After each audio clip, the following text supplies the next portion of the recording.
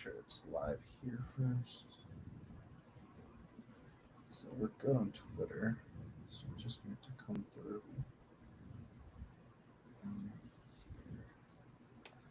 Looks good so far.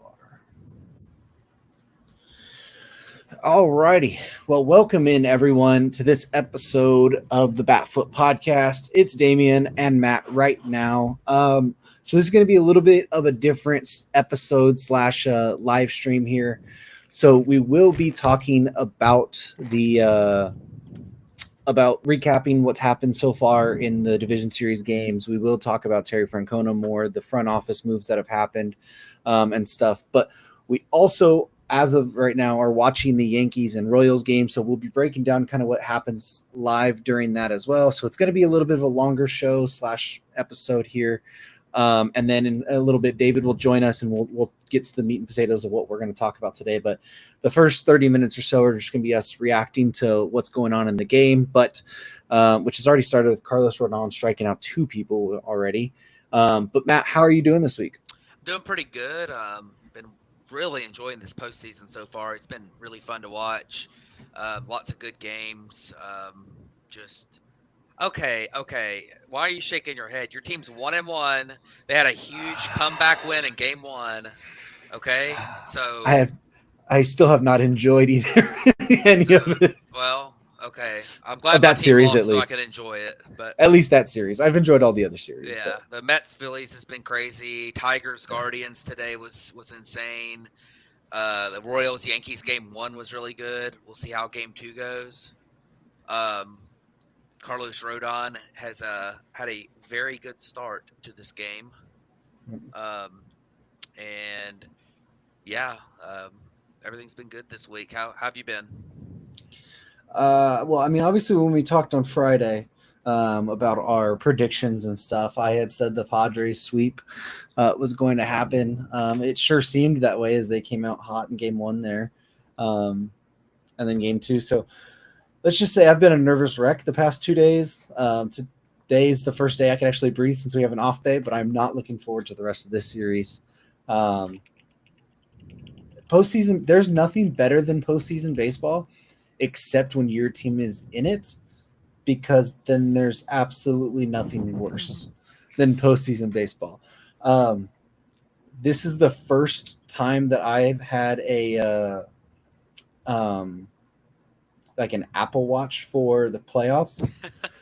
And I would tell you what, I do not recommend actually wearing that if you are a fan of a team, because I got like stuff saying that like, hey, your heart rate is like 110 right now. And like my resting's like usually like 65, 66.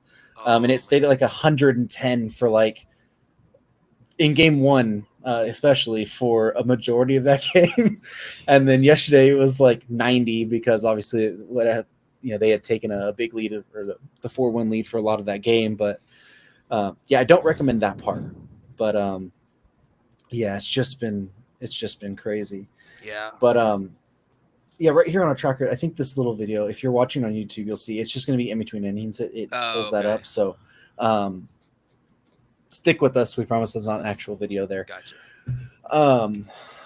But yeah, so I want to save breaking down the games actually for when David's here too, because I think he'll be able to give a lot better, especially the LA series, because you guys will have a lot better constructive criticism of the series than I will.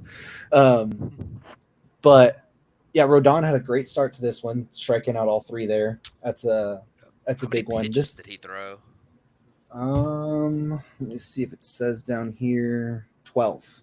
Sheesh. 12 pitches, 10 strikes. That was a heck of a start. I saw his velocity was touching 98, so that's really good for Rodon. I think sometimes when he struggled this year, his velocity's been not what it has been in the past. So having that 98, 99 in there is really good for him.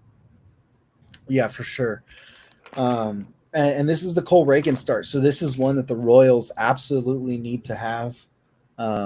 It was a lot like that Tarek Skubal start that we had today with the Tigers. It's one you have to have, especially, both teams were down 1-0 there. So Reagan's was really good in his first start in the playoffs. So just see what he can do here. The weird part about this game, which I found pretty interesting, we mentioned it a little bit in our chat earlier, was that this is the first time that John Birdie's ever played first base, Yeah. like ever, and the Yankees are starting him there, which I found was super interesting. Yeah, I mean, he's just such a prototypical first baseman. I mean, I can't believe he's never played there. I mean, that just being small and being super fast and not Yeah. hitting home runs. I mean, he's just your average first baseman. So, nah, Yeah. but for real, like that's pretty crazy. And I'm surprised the Yankees don't have anybody else to play at first. I mean, I like John Birdie. I think he's a good utility guy that can play shortstop some. He's a great base stealer, but I'm just surprised they don't have anybody else to play first. Well, they have Ben Rice, but just not. He's a lefty, Yeah, so they don't really have the righty they had right now. And they had Oswaldo I mean, Cabrera playing first in game one. yeah, So, and he's I a mean he's switch on the hitter. roster, but Yeah, yeah, I don't know. It's a weird thing, he but I might mean be maybe playing he likes outfield the tonight matchup. or something, but He's I on the didn't bench. notice. You Yeah, can see right here. yeah. Maybe he's just struggled with Scuball or I mean, no, with Reagan's or something. But Yeah, there's a leadoff they walk must to Gleyber Torres. So they must just like that matchup. Yeah, leadoff walk, and then Juan Soto coming up right here. So yeah, that's going to be a big matchup right yeah. here. But This is where if you're in this series with the Yankees, these top two hitters. I mean, that leadoff guy is so important because you absolutely cannot put guys on for Soto and Judge, yeah, and it's just it's asking for trouble. You have to get that leadoff guy out. And not a good start for Reagan's first postseason start, I believe. Outside of he started in Baltimore, he had but that wild card series, or yeah, yeah, but and he was good there's in that game. yeah, he So was very good, and of course, going into Yankee Stadium is a little bit of a different story. I mean, Baltimore yeah, was great for that series and everything, but night game, prime time at Yankee Stadium is something different. absolutely. Who's got a 1-1 count right here? Good take. It was 97 right Clip, on the black.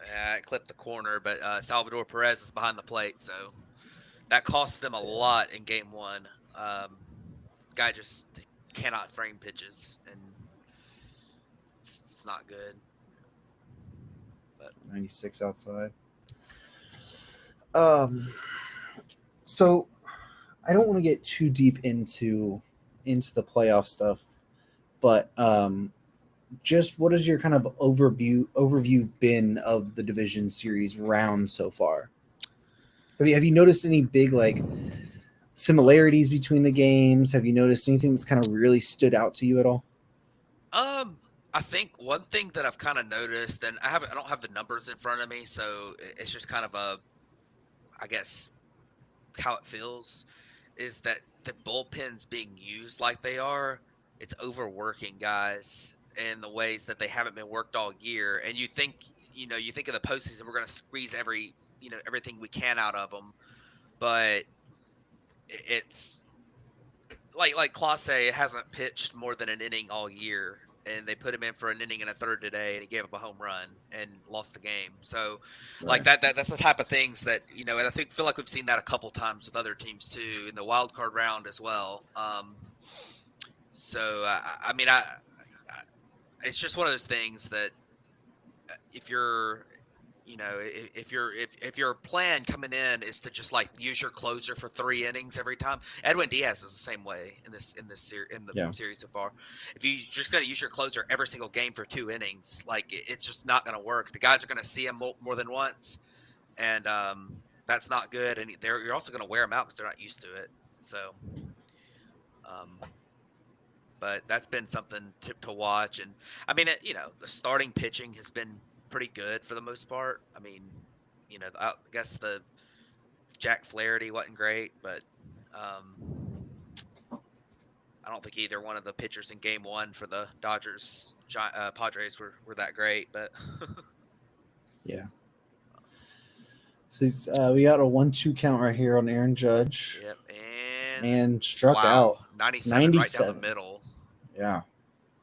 Aaron Judge, man, Aaron Judge is gonna have to start shaking the postseason thing here too.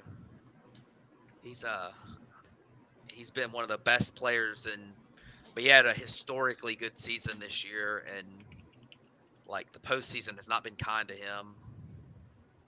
Yeah. Pulling up his stats. Yeah, and his career postseason numbers are 206, 307, 451 slug, so a 758 OPS, but that's like a full point and a half lower than his career regular season OPS. And last year he was abysmal in the playoffs, and year before last he was abysmal in the playoffs as well. He had a fantastic 2018 postseason.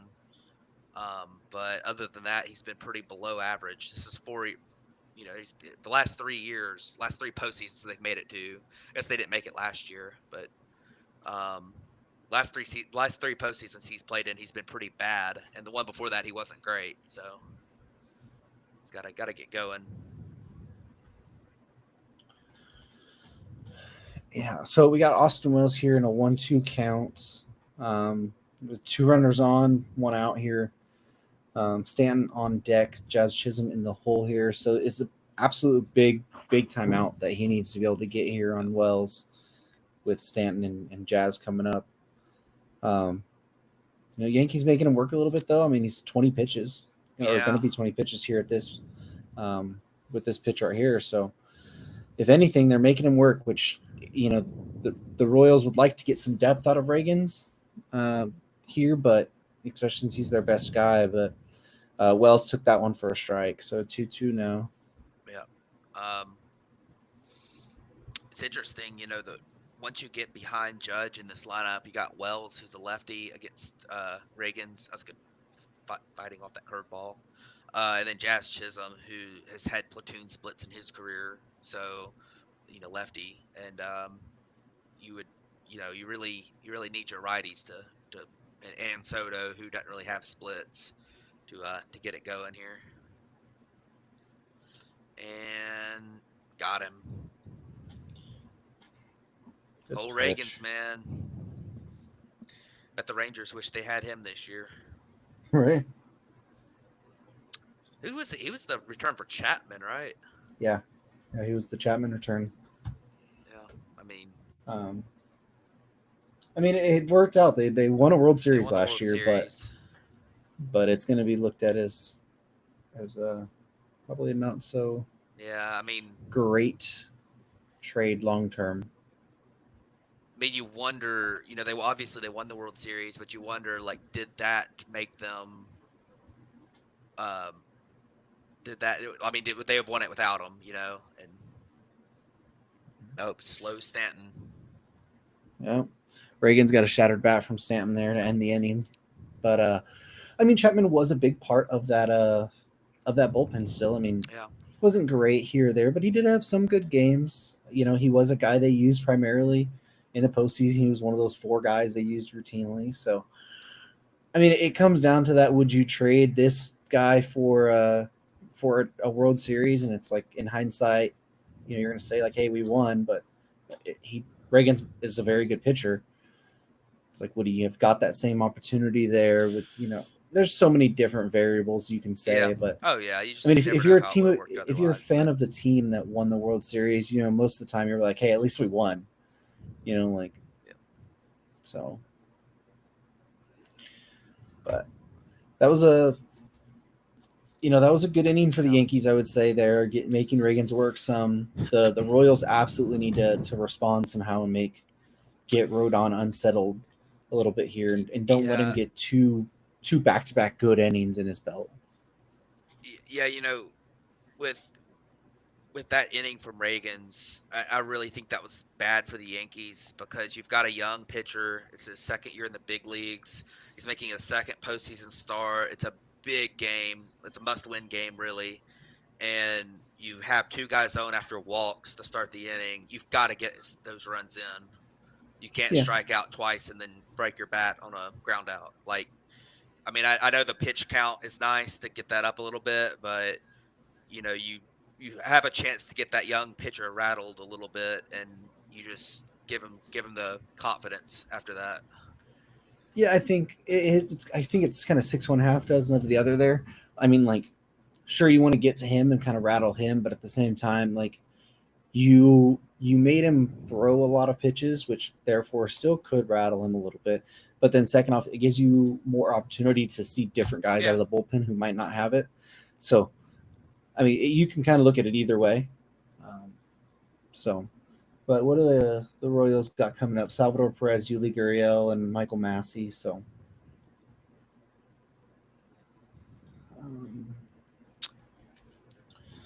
do from there, but.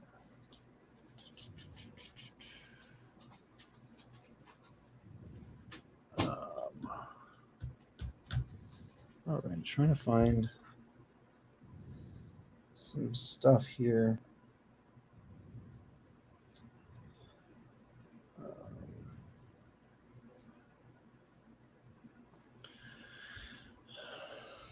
Are they showing a wind? Yeah, that's pretty cool. It makes Yankee Stadium slightly less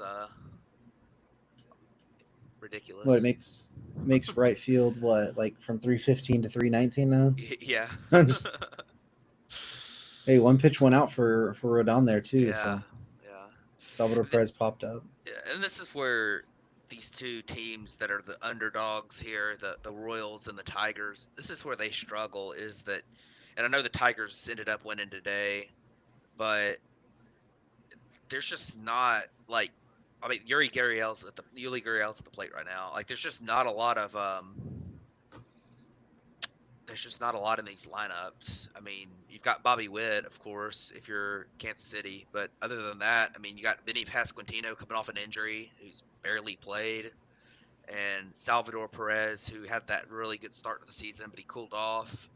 And you're relying on a lot of, Yuli Gurriel and, Michael Massey and Maikel Garcia and a lot of these guys to really, scratch runs across, and you're going to have to score some runs against the Yankees. Like, you're not just going to be able to beat them 1-0 every game. So it's going to be tough. I mean, they did do a good job in the first game. I mean, they kept it close and yeah, of course, if you're Kansas City, you almost have to win any game you get offense in, because you're not going to get offense in every game against the pitching staffs that are postseason quality. I mean, it's just tough. So, let's see, we got, I guess, is this Michael Massey? Yeah. Oh, there's a single. There's one of the guys they need to that needs to step up, and there he is. So. Well, yeah, going to Tommy Pham now. So. Yep.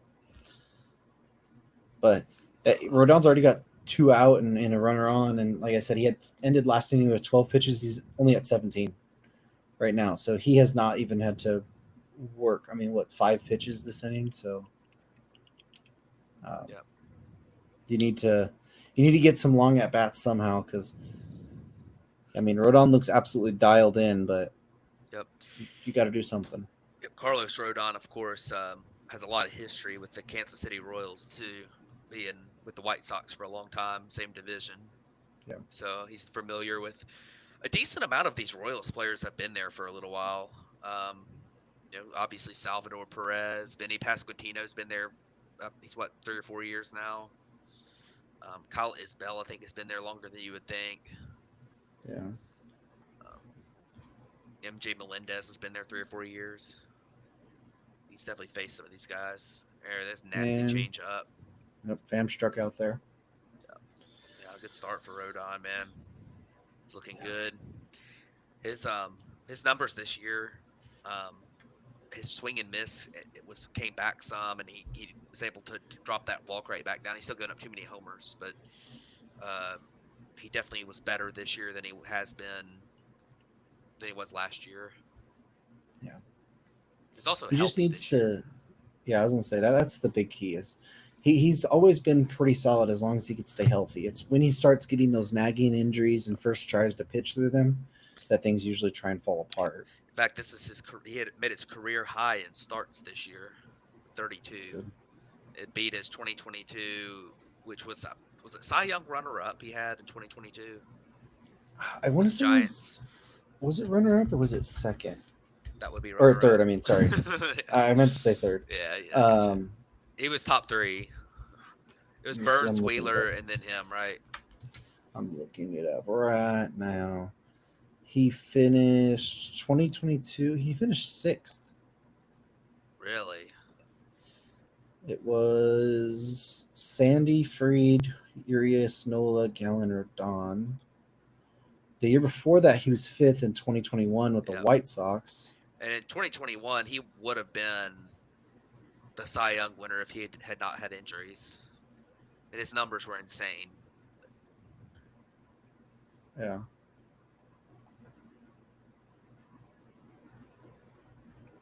His numbers were almost Tariq Skubal level that year.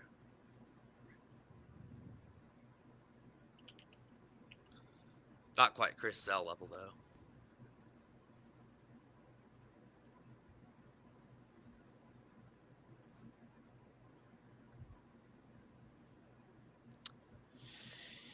So, pretty good start for Rodon. Like I say, Cole Reagan's working out of trouble in the first. See, I guess Jazz, Chisholm, Volpe, and Verdugo are due up. And a lot of lefties in this Yankees lineup this year. Wells, Chisholm, Verdugo.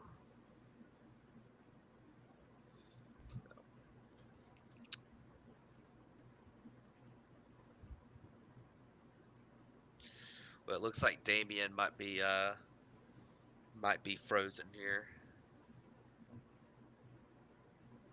So I'll be soloing it here for a few minutes, it looks like.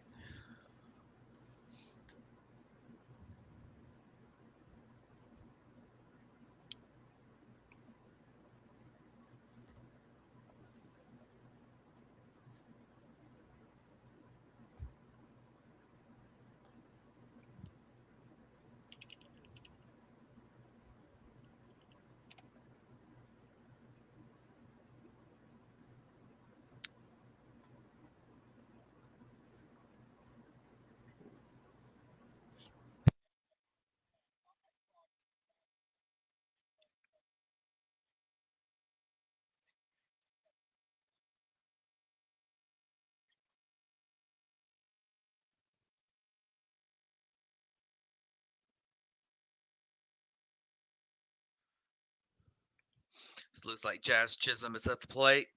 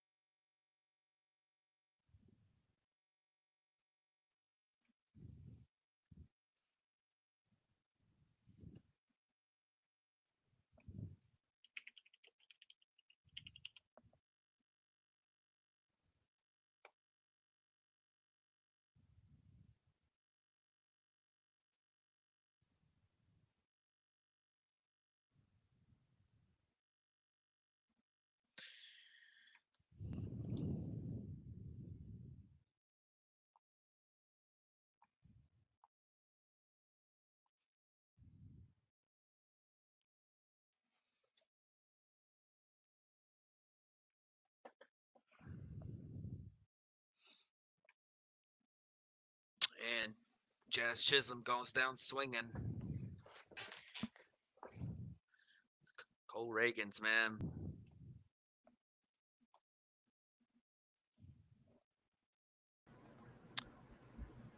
Welcome back, Damian. Hello. I don't know what is going on here. I get it. I was trying to look up that stuff for Donna. My entire computer just froze. Let me get everything back up here. Will you share the thing in I will if I can. Let's see. there for me? I need to. There we go.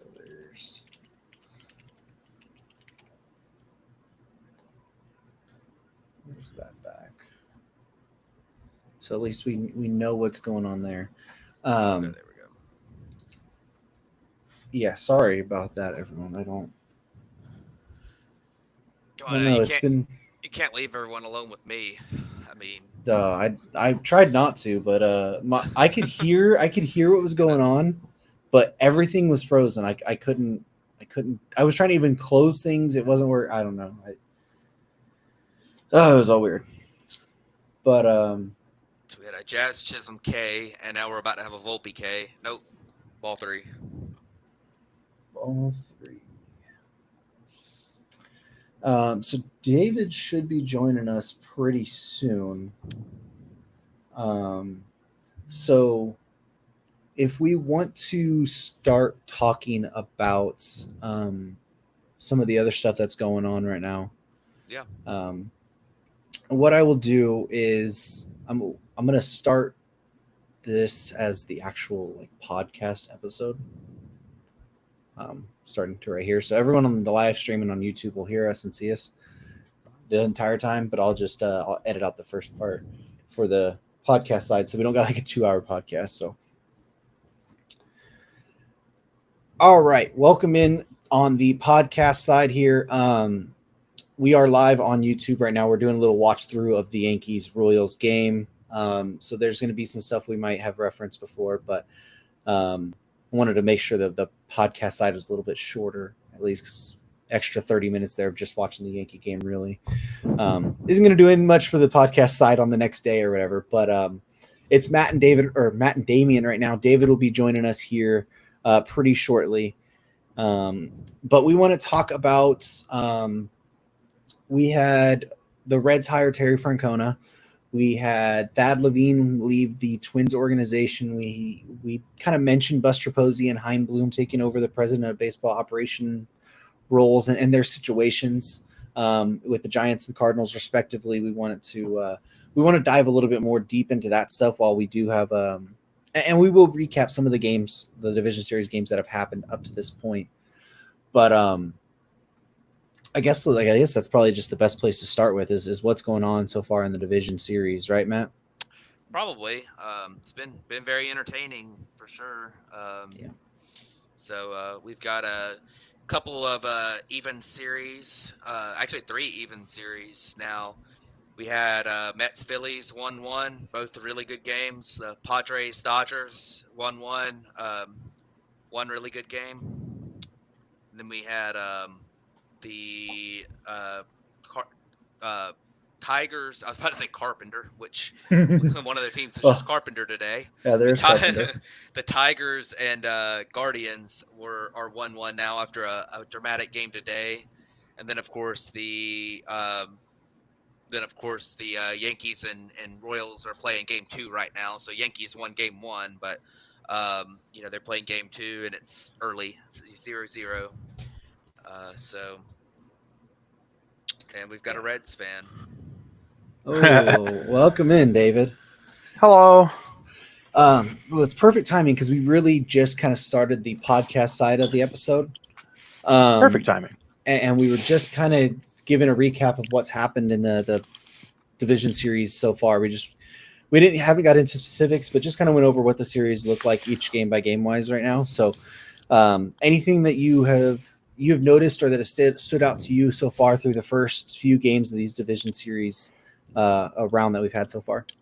I wouldn't have had anything to say until today. Emmanuel Clase gave up a bomb to Kerry Carpenter today, and that was not what I was expecting. Thought he would kind of dominate the Tigers. That was my big thing was, I like the Guardians bullpen better than Tigers bullpen. Tigers pitching shut down the Guardians today.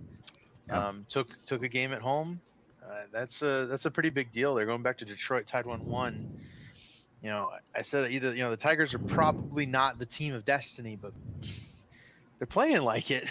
Like a big home run off of the guy who's been the best pitcher in baseball all season. That'll do it. So, and then the best starter in baseball went and threw 8 innings. Like it, that's dream team stuff right there.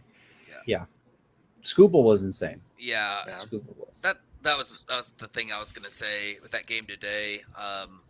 I guess if you haven't seen it or anything, it was 0-0 in the ninth inning, and they actually the Guardians went to Clase in the eighth inning for an out, and then the ninth inning, two back-to-back singles with 2 outs, and then a 3-run homer by Kerry Carpenter put the Tigers in front, and they ended up winning the game 3-0. So definitely an interesting game. I thought today was one that the Tigers absolutely had to have because they have to win both Scooble starts to win the series. They have to just piece together their pitching so much in their other games that it's just going to be difficult to do. And I mean, not that the Guardians don't have to do that as well because of just injuries and stuff that they've had. But in fact, it sounds like they're starting Alex Cobb in Game 3. But they started Matthew Boyd today, which was interesting, former Tiger. But yeah, that was a game they had to have, and they were able to get it done. So yeah, it was a crazy game, crazy environment, especially we said the Tigers had to take the Scoopable start, right? Like they absolutely had to. And especially after that game one there in that series where the Guardians scored 5 in the bottom of the first, and just absolutely took the Tigers out of that game. They went on to win 7-0 at that point. But this was a game you absolutely had to have. And for it to be even, it was a pitcher's duel today. I don't think if you would have said Matthew Boyd and that would have given them a pitcher's duel, but it was until the ninth. So it was a heck of a performance by the Tigers team today to be able to not only score 3 off of Class A, but to keep it close in general to tie this series up. Yeah, and that we talk about the Tigers, and they just they have this is the type of game they play. They do not have a good offense at all. They've got a couple of good bats in there, but it's not, they've really got one guy who is like a borderline star in Riley Green, and everyone else in that lineup is a mix and match platoon bat like Kerry Carpenter, who is insanely good against righties, and that's what ended up happening today. Or you got I think they had Justin Henry Malloy batting leadoff, and they had like Matt Vierling batting second in their lineup today. So I mean that type of lineup, they're gonna have to win games 3-0, 2-0, 1-0, 3-2, 2-1. Like that's how they have to win games. And when when you've got Scooble on the mound, you feel like that's a game like you have an opportunity to do that with. But I mean, I would counter that slightly. That Kerry Carpenter had a 160 WRC plus. Yeah, but he's a platoon guy, so like especially late in games. I mean, you could throw a lefty out there to face him, and they pinch hit for him if you put a lefty in there. Like, I mean, yes and no. I mean, he's still the best hitter on the team. Yeah, well, he's overall, good. And I mean, he hit the big home run today. I don't mean to demean him. He's a little above, I think, where you were put. I like Kerry Carpenter a lot. That's such a big home run and it's such a big spot. Yeah, I probably I misphrased what I was saying about him. I mean, I think he's very good. I don't think he's a star. Like, I think there's there's a way to get him out, and it's to pitch a lefty. Like, I mean, just to Matt's point there, in 26 games this year against lefty, he only had 28 plate bats, 32 plate appearances. He had a 107 average and an 18 WRC plus against lefties this year. So he 176 against righties. So it obviously he is a big time platoon guy, but I mean he's a star on that team though. Yeah. But that's it's the star that's only going to come in versus righties. Yeah, well, if that's your second best hitter on the team, like, I mean, obviously Kerry Carpenter's a really good player and he's a good hitter, but he's the second best hitter on your team. It's like Jock Peterson being your second best hitter on your team or something, like. That's worked for teams before. The Arizona Diamondbacks had the most runs scored in the Major League Baseball this year. But was the Jock Peterson just also didn't second best hitter? I mean. Yeah, I think he was. I'm pretty sure Jock was exactly their second best hitter. Corbin Carroll, and they had Corbin Carroll at a 100 WRC. Ketel Marte, and it was Ketel Marte, then Christian Walker, Jock Peterson. Jock Yeah. Peterson had a 151 WRC plus tied with Ketel Marte. Yeah. So I he mean, was actually insane this okay. year. Well, they don't have anybody. They don't have guys behind him. I mean, they're hitting. They didn't pitch. Yeah. They Right. forgot Well, how to pitch this year. right. That's Well, why they Jake. didn't I make mean, the playoffs.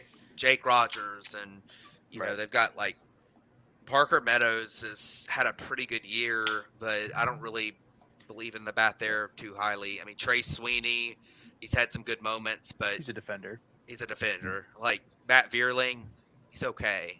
Like I think the thing about Yeah. this Detroit lineup is we can look at the full season numbers all we want to, but when you're playing as the team of destiny, and it's very much no longer about the statistics or who you think is a better player. It's so much more about does this team like have the chemistry yeah, to overcome a huge challenge like the division winning Cleveland Guardians, who have a bunch of Jose Ramirez and Emmanuel Clase, and today they took a big step, a big chunk out of what is going to be required to win this series, which is these like you said, right, these kind of underperforming guys, the platoon splits guys, the overhyped prospects that haven't delivered, like Spencer Torkelson and Colt Keith a little bit.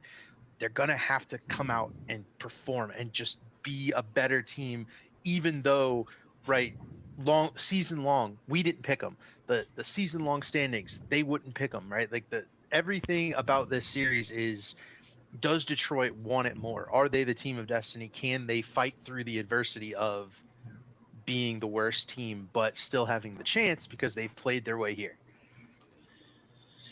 Yeah, I mean, It's a fair point. yeah, I mean the postseason's always a crapshoot.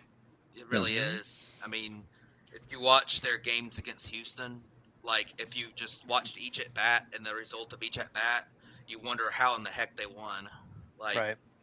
Yeah. but they did. So and that's how postseason baseball works.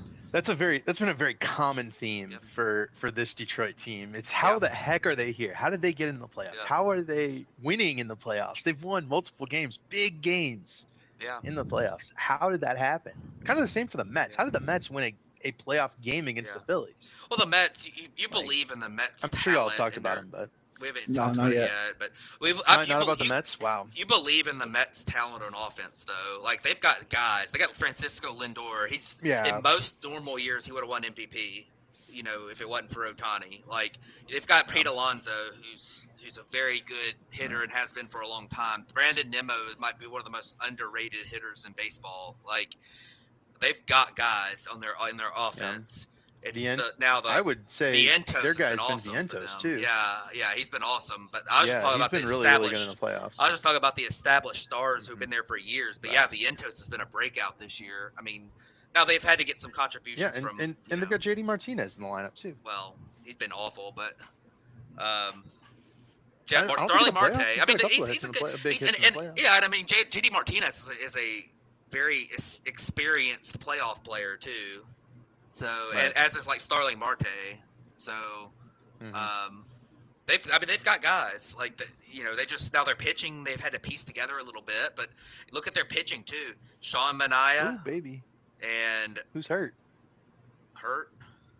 Somebody says injury delay.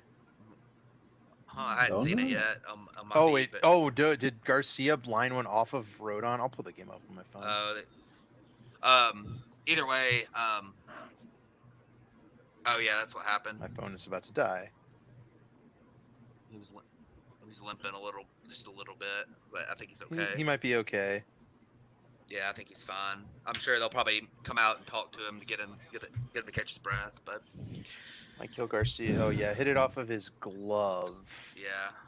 Maybe his arm. It might have been. Was it his leg? Oh. He gloved it off his toe. Yeah. Okay.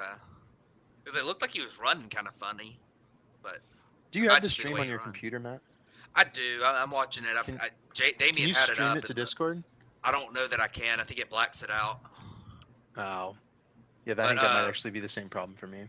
Yeah, Damien has a way to get around it, but I guess we probably shouldn't advertise that. But I'm taking this video down right now. Yeah. Oh no. Yeah. But I'm not gonna tell you how, and that was a lie anyway. So. Feds, if you are listening, no, I don't. No, Feds. I am a law-abiding citizen. I have never once used Stream East in my life. Stream who? I'm on the West Coast. Stream West. There. That sounds like David's OnlyFans. Right. Nobody wants to see that. But yeah, I mean, the playoffs, for what we've talked about all the time, right? The playoffs are just a different animal. Yep. They are. The regular season does not matter when it comes to the playoffs. We've seen that time and time again, and you don't get playoff. You aren't always guaranteed that the stars are going to be your playoff performers. I mean, Matt and I was looking before the show, right? Because we were talking about the Dodgers-Padres series. Mookie Betts is like 2 for his last 46 in the playoffs. Mm-hmm. Both of these seasons that he's had that in, he's had like basic MVP level numbers. This year, obviously, he got hurt, but he was playing at that level, right? Mm-hmm. Last year, he played at that level. He hasn't been able to produce in the playoffs. Freddie Freeman, the past couple years, obviously he's dealing with the ankle injury this year, but he's not been able to produce in the playoffs yet either, right? Aaron Judge has like a career 200 or 240 batting average in the playoffs or something. Like, these are guys you would consider some of the best hitters in the game, and you just aren't sure, aren't ever guaranteed them to perform. But then you get guys like Mark Vientos, who, like, he had a good season. Would you have expected for him to have the series he's having right now against the Phillies? Absolutely not. There's just guys who find a way to produce this level, right? Like, yeah. And some stars step up in the moment. Fernando Tatis Jr. looks like he's he looks like he's playing against little leaguers right now. Like, it's crazy what he's able to do in the playoffs, but it's because he just feeds off that energy so well. Mm-hmm. So yeah, I mean, the Mets Philly series has been insane for both sides there. The Dodgers Padres side, it's been an insane series up until I think the 7th inning yesterday of game 2. Game 1 was a real back and forth game. Saw the Padres take 3-0 lead. Then Shohei, in his second career postseason at bat, hit the tying homer off of Dylan Cease, and then it was just back and forth from there. The Padres would score and the Dodgers would come back and score again, and then they get a 0, the Dodgers would score, and then it would just Padres take it right back. So it's an insane series there where their stars have stepped up. Yesterday they hit 6 homers. Machado hit one, I think. Machado hit one in game 1. Yesterday, Jackson Merrill, Fernando Tatis, Kyle Higashioka. Tatis hit 2. Kyle Higashioka. David Peralta hit one. That was the legend. Xander Bogaerts hit one after pulling his hamstring, I'm pretty sure. Yeah, he did. He Kirk Gibson did around the bases too. It's just that's been an insane one too. We talked about the Detroit Cleveland one, and then the Yankees Royals game 1 was a really good game too. It was really close, back and forth. The Yankees were able to sneak it out, but the Royals could have put the Yankees in a really bad spot if they had won that game, because Cole Reagans is on the mound today, of course, and just the Yankees have a lot of pressure on them, and there's something to be said about winning that first game. It just takes so much pressure off at times, especially in these 5-game series. In a 7-game series, you kind of feel like we just need to split one of the first 2, ensure that we get all of our home games if you're the road team. If you're the home team, there might be pressure to win game 1, but in these 5-game series, there's just so much pressure on game 1, and I mean, with the Yankees especially, just this being the type of year that it's like a make or break year for them, honestly. And the Royals bullpen melted down. I mean, they brought in guys that kept walking the whole ballpark, and when you walk 8 or 9 guys in a game, especially in the postseason on the road, I mean, good luck. I mean, that's the part we talked about too. Was going to be the key to the series was which guys the Royals bullpen. They had a couple that were going to be good, but they had to bring in somebody like Angel Zerpa, who he had a solid season, but you don't know how he's going to respond in the playoffs. And he responded by walking the bases loaded, basically. So with the Royals, and the big difference to me with the Mets and those other underdogs the Mets have had a ton of guys who have been there. I mentioned all the hitters, but they're pitching too. Severino, Sean Manaea, they're big postseason pitchers that have done it before. And if you look at like the Royals, I mean, other than Salvador Perez, who has been in the postseason on that I mean, roster? Lugo and Waka both. Has Lugo? But yeah, he was with the Padres. Well, he was with. Well, I don't think he was in the postseason. Lugo's with the been in the Padres. playoffs. Yeah. Wasn't he? I think he only signed a 1 year. He came out of the bullpen with the Mets. He came out of the bullpen and Waka has the experience, but a lot of their guys. I mean, there might be 3 guys on their roster that's what we're talking that have been about. there. So and the bullpen arms are. I don't know if Schreiber was still on the. Schreiber has been in the playoffs. He was on maybe one of those Red Sox teams. Yeah. But and Schreiber came in and got some outs too, and he gave him 1 hit, but he came in with the bases loaded. Like, he got out of it. Pretty well. The issue was definitely Zerpa in that inning for the Royals, but like, in this game you're letting Cole Reagans pitch until until his arm falls off, and then that's it, right? Like, well, you're you lose this game, the Royals are probably done. You're concerned about how far he can go right now because his pitch count's up to 50 with no outs in the 3rd inning. Yeah. I mean, had 3 walks, I believe. So, I'm letting him go. I mean, you're gonna pitch him till he throws 105, 110 pitches, but that might be 5 innings at this point. So. He just walked Torres. Yeah, there's another walk. I mean. He's definitely on the wilder side today. And I think that part of it too is the Yankees lineup is being really patient. They're taking their pitches. That's part of their success. Juan Soto, Aaron Judge, the 2 super patient hitters. Gleyber Torres can be patient at times. Like Volpe's extremely patient for a guy who's just not any kind of elite hitter or anything. He's a very patient hitter. I think we don't take that into consideration enough. I mean, maybe not just like we being like the us 3, but we being like baseball fans. I think when I watch it's not the Reds, the Cubs. When I watch the Cubs, when they're at their best, they are having 5-6 plus pitch at bats every single hitter in the lineup, and that's when the offense is at its best. There's something to be said for baseball players who will make a pitcher's life hell. And obviously, when it comes to like an Aaron Judge or a Juan Soto, it's hell because they're such a good, dangerous hitter. But for guys like maybe an Anthony Volpe is a good example. Another good example is like an Isaac Paredes the Cubs just traded for. The guy just fouls off pitches. Yep. Right? Like Brandon Belt used to do this.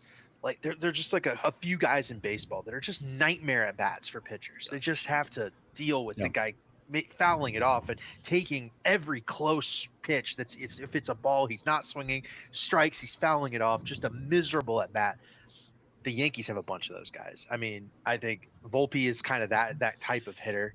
He just takes the close ones, fouls off hit up very tough to hit pitches to find a good pitch to hit. Judge and Soto are just perfect eye type players, 80 grade eye. They'll just take anything that's not a strike. Like, and Soto's just struck out, but Cole Reagans is nasty and he's lefty. Yeah. Well, and with that, you mentioned the patience part of it, and with the patience, you can be too patient. I think the biggest thing is that maybe plate discipline is just undervalued a little bit with a lot of people. It's more than just walk rate. Basically. Right. But discipline, swinging at bad pitches, chase rate, like that's a big deal. It's a lot bigger deal than people are talking about exit velocity a lot, and that's great. But look who led the league in the hard hit rate this year. I mean, the Braves had like a very average offense on the season. They were like 16th best offense in baseball. They led the league in hard hit rate. It's because their chase rate was abysmal and they never walked. So that's the patience thing you're talking about. You can have as much talent as you want to, but if you're just so over aggressive, you're going to get punished for it, especially in the postseason when you're facing the best pitchers and they know how to get chases. They can throw that. They have the stuff that can get you to swing out of the zone. And look at those 2 pitches that Aaron Judge just got from Cole Reagans. Yeah. Right on the corner. Fouled off both of them. Yeah. But and one of the things that I've seen. Aaron Judge is a meatball merchant, right? He only homers on the meatballs, but you're sitting there looking at like a Cole Reagans, right? This is an ace level pitcher, throwing in the playoffs. He's bringing his best stuff to the best hitter in baseball. And look at the placement on his pitches, right? Right on the black, right on the black. If Cole Reagans makes a mistake, Aaron Judge has to be the hitter that can punish it. And if there's any hitter you expect to punish that more, it's Aaron Judge. But Aaron Judge is going to be willing to, well, there he goes. He flies out. He's going to be willing to take those close pitches or swing at those close pitches against a Cole Reagans to try and generate something because he knows he's not going to get that meatball. But against anybody else, Aaron Judge is going to hit Aaron Judge before that swing, and I think it actually changed on that swing. Before that swing, he had the highest postseason strikeout rate of all time, 34.3%. Martin Maldonado is number 2 at 34.2%. I believe that just changed with that swing, because it was just 0.1%. But since he flied out instead of struck out, but he almost hit a home run. Yeah, it was right at the wall. Yeah. So flies out to right. Yeah. But, all right. So we will continue to update what's going on during this this game as we're talking here. But let's transition to talking about. I guess let's start with Terry Francona, because that's probably the more out of the blue situation that we had happen over this past week. If you don't remember, Terry Francona was the longtime Guardians manager and previous stops before that, but he had retired this last year due to some health concerns. Obviously, we never thought he was going to come back. I mean, he's 65 or something, I think, right now. It kind of met the end of his road in baseball, we thought. And then out of nowhere, not even saying that they had been interviewed, we hadn't heard anything. The Reds had even looked at interviewing anybody, nothing. We just got a thing saying, hey, the Reds have hired Terry Francona as their new manager. Came out of absolutely nowhere. Listening to Tito talk about it, he said he was pretty content with his spot in the game. He was done for, and he kind of just took the meeting as like just be nice, take a meeting and see what they have to say. And he really liked it and decided he wanted to get back in. So, David, what were your initial thoughts when we got that notification of like, hey, Terry Francona is hired as the Reds manager? My first thought was, didn't he retire for a reason? Oh, Yankees just scored and play runs. Yeah. Giancarlo Stanton single. Nice. How about to that? Bobby Witt. On a grounder. Man, I was just clowning his speed. Yeah. Bobby must have knocked it down, and something. Glaber was able to get home on it. Well, I'm about to see it. Took a funky bounce at him. Yeah. So my first thought was, didn't Terry retire because of the health issues? Like, what? If there was one guy who was going to come out of retirement, I wasn't expecting it to be him, because he retired for the health problems out of a really good situation in Cleveland.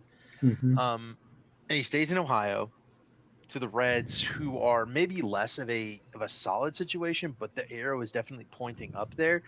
They missed Matt McClain all season, missed Christian Encarnacion-Strand for most of the season. Like, there's a lot of upside to this Reds team going forward, right? Rhett Lauder just got here. Chase Burns is probably going to be ready really quickly, and they've already got Hunter Green in the rotation. Like, it's a very decent team, but when it comes to managers, right, we've talked about how much does the manager impact things. Is Terry Francona enough to push this Reds team over the edge from being kind of a fringe contender into a true contender? I'm not sure yet, because we're going to have to see what the Reds do this offseason. I mean, they've got so many of these guys. Can they make a trade? Can something happen with the player personnel to galvanize this team to move forward? But in terms of Tito, I'm interested to see what he can do, right? I mean, this Reds team is very young. Now it will be led by a very, very competent, great manager, players manager, somebody that knows baseball really well. Like, it seems like a match made in heaven, but I don't know that I trust the player personnel in Cincinnati just yet. Yeah, so I'm with you, David. And of course with the health thing, I'm not sure what that is. There's something to be said for just, it is so unhealthy to be a manager in baseball. All the travel, all the stress every single day, worrying and wondering. Like, taking a year off probably helped that a lot for him. Just kind of reinvigorated him a little bit. But, and you mentioned the Guardians. I don't think people really thought the Guardians situation was as good as it actually was coming into this year.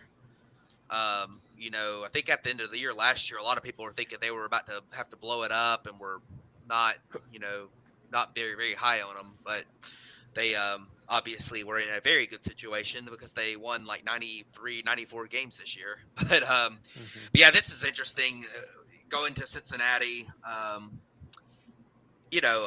think Terry Francona is one of the rare managers that has done an excellent job of adapting to the modern game. It's a guy who's been doing it for a long time. Um, he was very well liked in the clubhouse in Cleveland. He's somebody who's just well known around baseball as a Hall of Fame level manager. He's won Manager of the Year 3 times in the AL, including 2022, which was just a couple years ago. So obviously, in a 65, which is an older manager, but it's not like, there's managers over 70, so he could be there 5 or 6 years if he wants to be. So that's great. I think it's a great hire, and looking at the Reds going forward, like David mentioned, he hit the nail on the head. They have a lot of young talent, and I will say one other thing about the Reds, and this is something that people aren't typically talking about. The Reds are for a small market team, they are willing to make some moves. Yeah. We look at last year, we look at Jamer Candelario signing late, signing him to a 3-year deal. That's a pretty solid, major league commitment. But you also have, like, looking back 5 or 6 years, you had the Mike Moustakas, they signed to a pretty big deal. Nick Castellanos, they signed to a pretty big deal. They have made, there you go. Yep. They have made some real signings there. And, I think that you could see. I think that the bullpen might be where they decide to address next time. The bullpen was kind of a mess. They have a lot of young starting pitching that is been relatively injured for most of their time there. Like Nick Lodolo is one that had, we probably still have high hopes for, but he's been injured a lot. And you got Hunter Green, who's obviously dealt with some injuries this year, but it sounds like he'll be ready next year. And like David mentioned, Rhett Lauder, and you got Chase Burns coming up, and I think they got one other one too, don't they? Andrew Abbott. Yeah, well, they got Andrew Abbott. I'm pretty sure they have another true prospect though that'll be up at some point. But either way, great. I think it's a good situation, and the Reds are primed to. Oh boy, Salvador Perez has hit a home run. Let's go. Tied it back up, baby. Yep, sure did. So it's a shame that didn't happen last inning when they had 2 guys on. That is true, and they just hit a slider right down the middle. Yeah, I think Salvi's a meatball merchant. Salvi is a meatball. He can only merchant, hit the meatballs. But guess what? He got a meatball. Worth noting that the Reds did spend some money in the rotation and bullpen last year. Yeah. They signed Emilio Pagan and Frankie Montas, who they traded at the deadline. Yep. And Nick Martinez. Nick Martinez too, and he was pretty good. Too, right? Yeah. Traded him to Philly? No. Nick Martinez was still on the team. I think he's still there, yeah. I don't know. Montas is the one that got traded. I know Montas with the Brewers, but either way. And the other prospects you were talking about is Chase Petty. That's it. That's it. They got him in the Tyler Mahle trade, right? Yep. Was it Mahle or Sonny Gray? Mahle. Oh, well, both of them were Minnesota. I think it was Sonny Gray. It was one of them from Minnesota. No, they got him from Minnesota. Right. Yeah, they got him from Minnesota. So, yeah. There's a lot. Yeah, there's a lot of upside there. It's just a matter of can Terry Francona kind of corral them all together and get them playing the way we think they can play. Yeah. Yeah, I would say, like, we have had this discourse the last couple weeks about, like, hey, how big of an impact do managers make? I think Terry Francona is one of the ones that does make a good impact. And it's not always just on the field. It's in the clubhouse, right? Like, he is one of the best managers, and for a long time, because Cleveland is somebody who aren't always going to have the best talent at every position, right? They are a team that has to develop their players.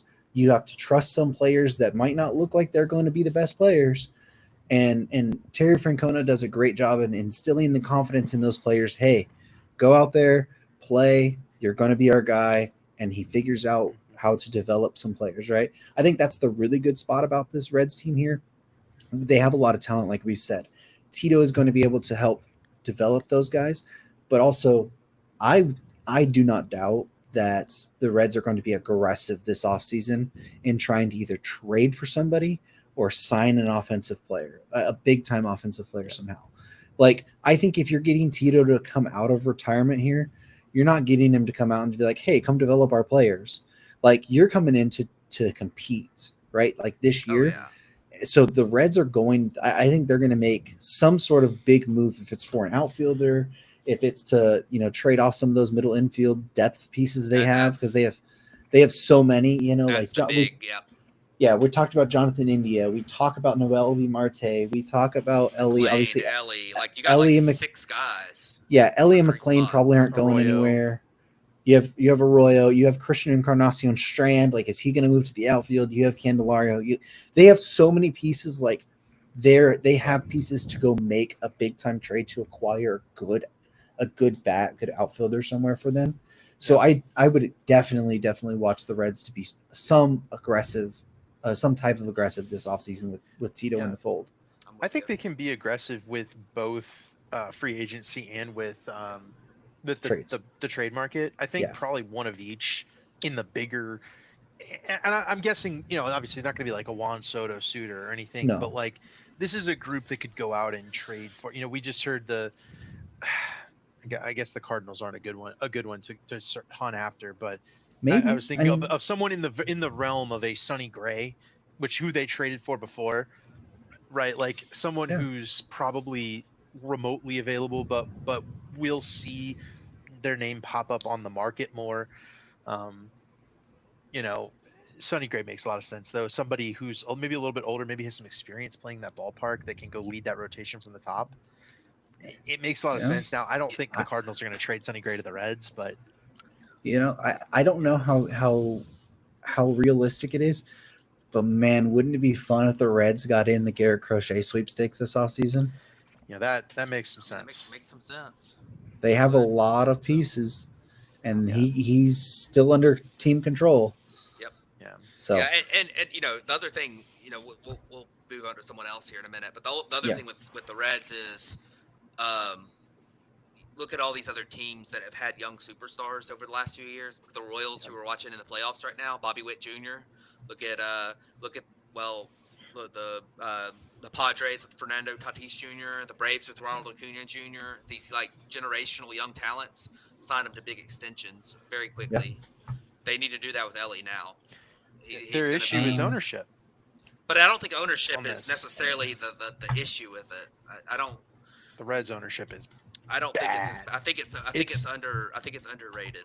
I don't think it's the great. Reds' ownership. The Reds' ownership is really bad. It's one of those that's like common knowledge. The owner always talks about turning a profit at the expense of the fans. It kind of blatantly, and they don't spend any money. And this last offseason, they pretty clearly were ambiguous with their direction, and they signed Candelario, but they didn't do anything else, and left all the middle infielders together, and it kind of jumbled into a mess where you lost one of Ellie's top, like a 7-WAR season from Ellie, and a bunch of other things. Like it starts at the top for them. They spent a lot of money.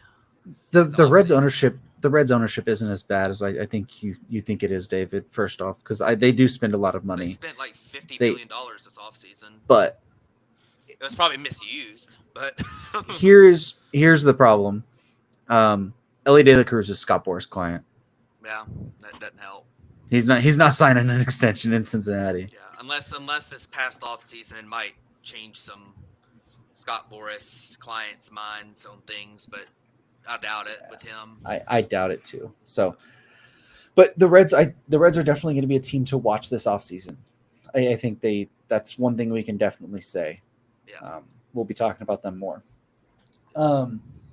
So let's talk about the Twins real quick, because I think it's probably the shorter segment before we get into the two other kind of bigger ones. But was he the GM or was he the president of baseball operations? Yeah. He was GM. I think he was the decision maker. Okay. All these franchises have different titles for their decision. Yeah, because they have Derek Falvey and they have Thad Levine. I don't remember which one it is, but Thad Levine, he was the decision maker in Minnesota. He'd been there for I think 6 years or 8 years, somewhere right around there. Yeah, something like that. He decided to step down from his position this past week. Now we don't know if that was like a hey, I'm going to step down, or a hey, step down before we make a different decision. But he said he's going to pursue some opportunities inside and outside of baseball. So whatever that is, I hope he figures that out for him. But this does open up a weird, or not a weird, but it opens up a spot there in Minnesota for what are they going to do? Are they going to promote Derek Falvey to that decision maker position? Are they going to try to hire someone above him, hire a general manager for Falvey to work above? And what's that going to look like? There's this, as far as I know, this is the only like player of baseball operations opening in baseball at the moment, considering the two we're going to talk about here in a second have already been filled. So Matt, how attractive, first off, do you think this position is in Minnesota, whatever that is, if it's player of baseball operations or GM? And do you think that they will, I guess the right thing, do you think they'll be aggressive in getting someone that'll help change their structure that they've been having? Because there's been some question marks the past couple of years of is this the structure of this Minnesota Twins team going forward? Yeah, so just first off, the Royals just took the lead 2-1 on a single by Tommy Pham. But yeah, with the Twins organization, I think this is a weird situation because the Twins are a mid-market team. They're not some huge market that's going to spend a gazillion dollars, but they've been they've been fairly willing to spend in the past. I mean, their payrolls are mid-pack. Like they've had, they've had some big contracts too. Like Byron Buxton was a pretty big contract when they extended him. It was a risky contract at least because of the injury history with him. Carlos Correa, obviously, it was a big contract that they signed. So they've taken on some big contracts in the past, but this past off season they cut money like pretty aggressively because I believe a lot of it had to do with the TV situation with Bally. Yeah. So, which is another big situation. We need to talk about that. That's what I was going to say. Honestly, the Bally thing is really going to be a big part of this. Like, if you feel like the Bally situation is going to get resolved in a favorable way for the teams, where they might be able to go to their own platforms, or another RSN picks them up that is more stable, then they might be in really good shape to spend more money this offseason because they have that capacity. They had it year before last, so they might have some money to spend. And the other thing too with the Twins, they have a pretty good amount of young talent. I know that they've had some injuries, and I know that some of their young talent didn't play fantastic this year. But I mean, Edouard Julien is a young player who's shown really good moments in the big leagues. Royce Lewis obviously has been incredible when he's been healthy, and if he can stay healthy, then you've got like a possible superstar in Royce Lewis, and you've got a couple veteran pieces that are still in their, relatively in their prime, with Carlos Correa and Byron Buxton when he's healthy, and they've got some good pieces on that team, and their pitching's got a couple good pieces. Joe Ryan's a good pitcher. Pablo Lopez is a good pitcher. They've got some good guys there. It's just a matter of I think it's a fairly attractive situation if they're going to let their GM spend money. And I don't know what to think about them getting rid of their guy. I don't know. It's just hard to say because, with ownership cutting back payroll, it's hard to tell what he's to blame for. Yeah. So, I'm kind of indifferent on it. I'm sure there's probably some differences in opinion there because I don't think that team was so poorly built, but it just didn't work out because of the injuries and whatnot this year. I mean, I think the Twins are going to get somebody intriguing. Yeah. I really thought that was going to be the Giants, and then the Giants went and got Buster Posey, right? I thought the Giants were kind of and they may still be a big time target for, if your team has somebody in your front office that you really like that isn't a GM, like I watch out. Like I think the Twins and the Giants are going to be kind of on the prowl And we might not hear some of that stuff, but I think there will be some promotional opportunities for guys in Major League Baseball that are going to get. They're going to poach from some teams. I don't know what teams those are yet necessarily, but my wager is this will become a very interesting, like, I don't want to say like GM prospect type situation, but like somebody's going to end up with a promotion that ends up being very intriguing here. And like everything Matt said is correct, but if the directive of the front office is shed money, the Twins suddenly become a massively interesting trade target for 29 other teams, because there's a lot of money on the books in Minnesota that's very movable in terms of Pablo Lopez is getting like 25 million in his last year of arbitration. That is a very, very movable piece that you can eat 5 million, 10 million and get a sizable package, prospect package back. You could theoretically think about trading Correa. Probably not, right? I doubt he's tradable. Buxton is at least interesting. And is that another run? It is another run for Kansas City. Let's go, Garrett Hampson. How about it? I'm rooting for the Royals, by the way. I did pick them in our little bracket. I was the only one who picked against the. Maybe I wasn't the only one who picked against the Yankees. Can't remember, but the Twins. There's a lot of, and they have a lot of like kind of failed-ish prospects, right? We saw Brent Rooker struggle in Minnesota, moved to Oakland. He's jumped to another level. Alex Kirilloff is here. He's been struggling pretty much his whole career. Edouard Julien, right? Like Matt said, like a bunch of those guys have all struggled on their time in Minnesota. They've struggled to kind of have, Royce Lewis and those other guys. They've struggled to get them above that crest of, solid major leaguer to star player. Brent Rooker ascended as soon as he left.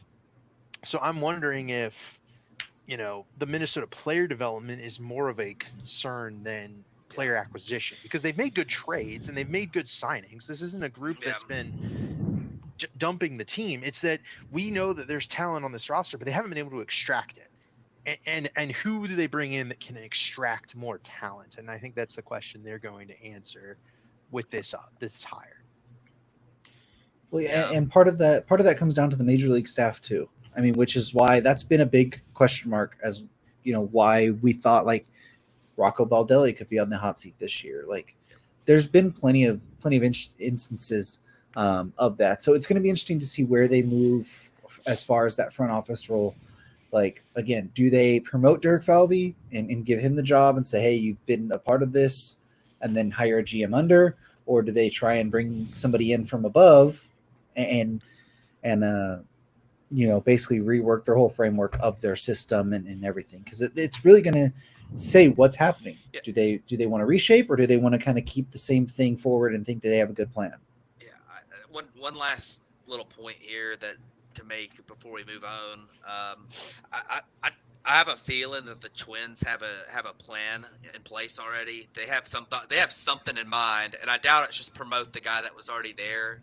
Yeah. I think that that was not a unstable situation or anything.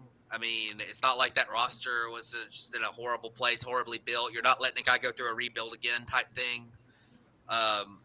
They have somebody out there that they think is going to do a good job, and that's why they made this parting. I don't know who it is. I don't know if it's somebody that's not, not currently got a job. I don't know. It's absolutely Joe Mauer, right? Former catcher, man. Right. Apparently they're the best GMs. Yeah, but so let's use that as a segue. Actually, I didn't mean to do that, but hey, it works in this instance. So let's talk about Buster Posey taking over the president of baseball operations job in San Francisco. And there was even a report today from the San Francisco Chronicle, Susan Slusser there, about potential GM candidates there. So I think it was 3 candidates were named here. Billy Owens, who is the assistant general manager in Oakland, has been there for almost 30 years, is from the San Jose area. So that's one of the guys they're looking at. Another one is Bobby Evans, who was the former GM of the Giants. I think under the like Brian Sabian type days when Posey was still there. He's kind of been to an advisor slash that, so they're not sure he would be welcome back to a front office role or if he would want that, but that's another name that's been considered. And then another one is the assistant general manager right there right now, Jeremy Shelley, who I guess the owner did shout out in Posey's news conference the other day. He's another one who's been considered. And then kind of a long shot, like doubt it's going to happen. But another name kind of floating around is Posey's former agent, actually, Jeff Barry, because Posey doesn't have the negotiating tactics, yet so far down. So there's a connection there, but Barry did just recently retire from the agency business and move to Florida full time. So not sure that that's really going to be an option to move back to San Francisco and be that. And he might still be It'd be probably an advisory role of some kind. An advisory role of some kind there too. But it is just kind of interesting since we were kind of just talking about all this right now too, about promotions and GMs and stuff. Those are kind of some names that have already been floated out there for the Posey role. Obviously after he's taken over from Farhan Zaidi, but David, how big of a shock was it when you found out that Posey was taking this job over? And then do any of these candidates seem to jump out to you as guys that you would think would fit there very well with Posey? Well, first of all, Kansas City scored again. Looked like Michael Garcia got in a rundown. But 4-1 to Royals, so let's go. Second of all, to answer your question, right, Buster Posey as a GM, when we heard that he negotiated the Chapman deal and it kind of stepped in and got that one across the finish line and got a deal that is very player friendly across the finish line, by the way. That tells me that Buster Posey might be a little bit different of a GM than we are accustomed to seeing. We're accustomed to seeing these like Harvard, like super smart, like ruthless, trying to extract every dollar of value out of their club as they can type GMs come rising through the ranks. I'm very interested to see what Buster Posey has. So we've always thought of Buster Posey as, he's a catcher, he's a big time leader, right? He's the type of guy that can go out and win the World Series, but very talented. He understands baseball as good as anybody. In terms of like negotiating, I don't think that this is going to be a negative for him. He might lose some trades early on, but he's going to shake things up, and it's very clear especially from the Matt Chapman stuff that players are going to want to play for him, especially if he is willing to work with the ownership and give out player-friendly contracts. They're going to bring in some players, and that's been San Francisco's entire struggle for the last 10 years, right? Is not being able to get anybody to come play as a free agent. They've lost two of the biggest free agent contracts in baseball history because of they haven't been able to get these deals across the finish line. Buster Posey seems like a guy who can do that. So, in that aspect, I don't think it necessarily matters who his assistant GM is, but it shouldn't be his agent, right? Like we saw what Brody Van Wagenen did in New York. He ran it right into the ground like that. No, we shouldn't be doing agents. But I envision that it'll either be someone who's familiar with the San Francisco organization, or it will be an outside voice but one of those, a little more ruthless, somebody who's very, very adept at talent evaluation and stuff to get in Buster Posey's ear and give him the right deals to make, because I'm intrigued, especially because it seems like Buster Posey's going to be a little, he's a baseball player first. Yeah. So if he's going to, and he's a San Francisco Giants legend, like if there's anybody who works perfectly for this role, it's Buster Posey. He's going to need help. And like you said, I don't know if any of those names stick out to me, right? Like a lot of it's not necessarily changing the way the organization is structured, but maybe the Giants don't want that. And, maybe that's kind of part of the problem is they haven't really been willing to change. They keep trying to insert like one new voice, and they probably need to strip it from the top down and start again. And we'll see what they do on that front, but it's an intriguing team. They got a lot of young players, like, and with a young GM now making his kind of first, his go of things, I'm very interested. It's just one of those things where I think if they bring in another, like if they hire internally for that GM spot around Posey, I don't know how much it's going to change. Yeah, sorry, I was a little bit distracted. Cole Reagans has just walked the leadoff guy, and he was throwing 92-mile-an-hour fastballs, which is not Cole Reagans like. So That's I don't what know you if there's want. something off there or not, but um, anyways, I don't know if he's fatigued or if there might be something wrong or if it's just something mechanical. But either way, back to Buster Posey and the Giants, which is funny to be able to say that again. I'm with you, David. I'm pretty much agree with everything you said there. I think if there's a world where this works very well.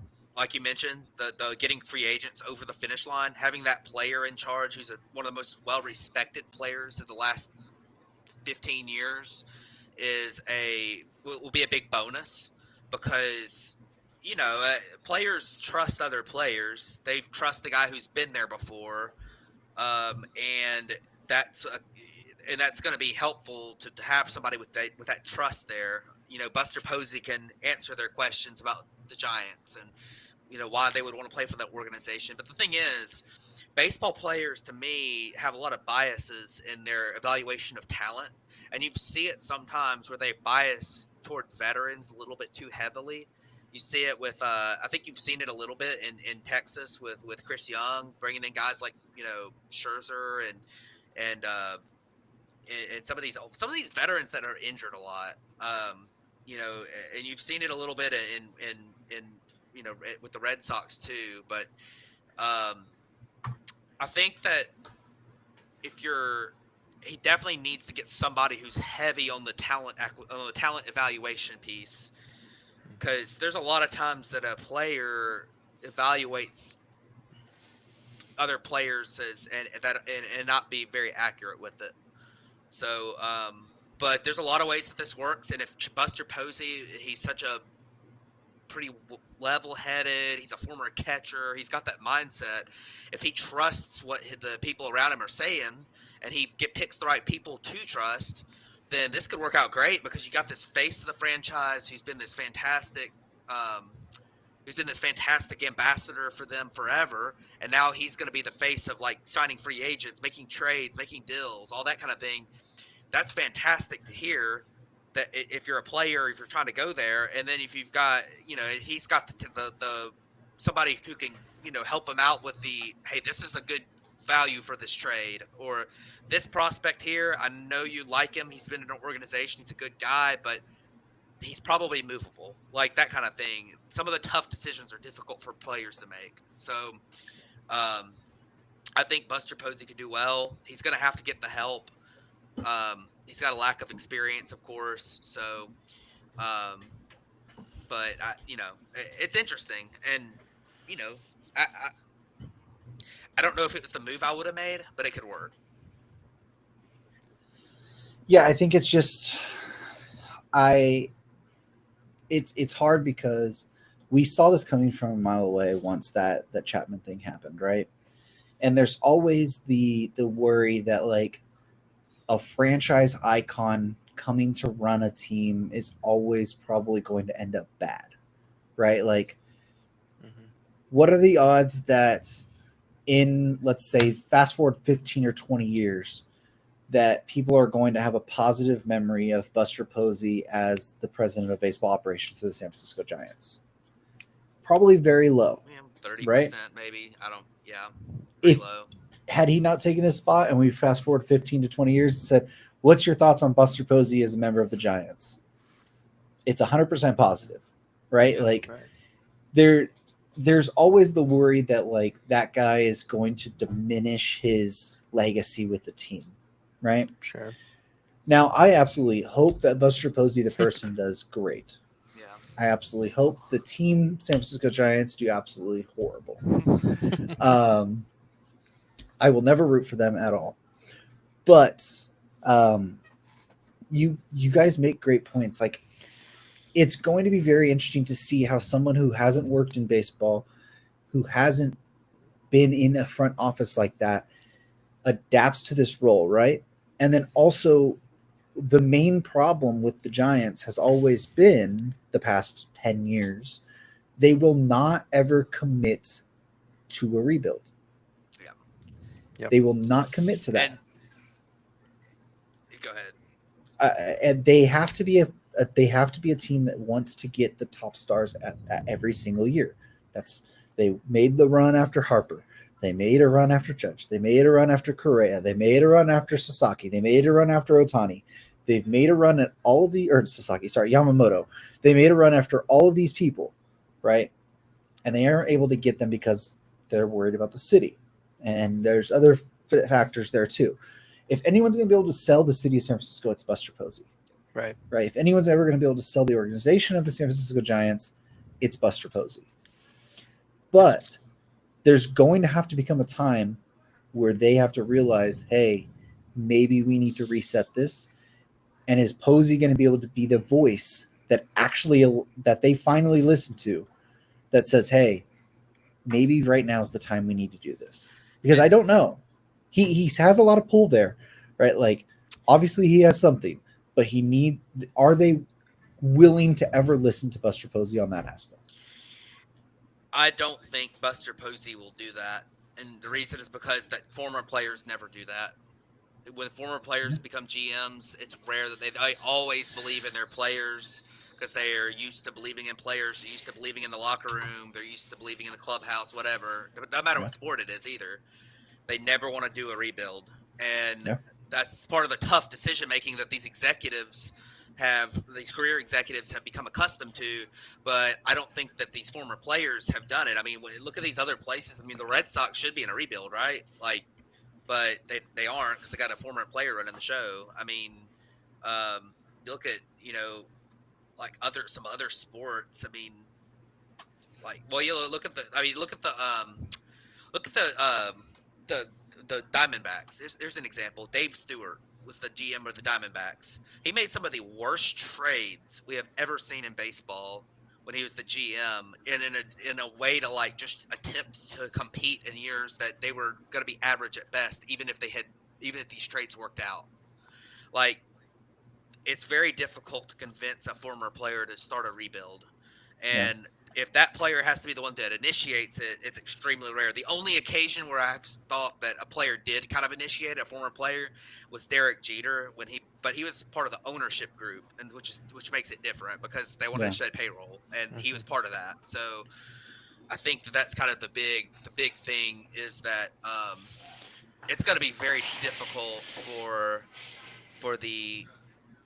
Buster Posey to do a rebuild. Their hope is that with Buster Posey's pool in baseball, that they can go get some of these free agents now, that they can sign some of these guys, and that's going to be the way that Buster Posey's successful.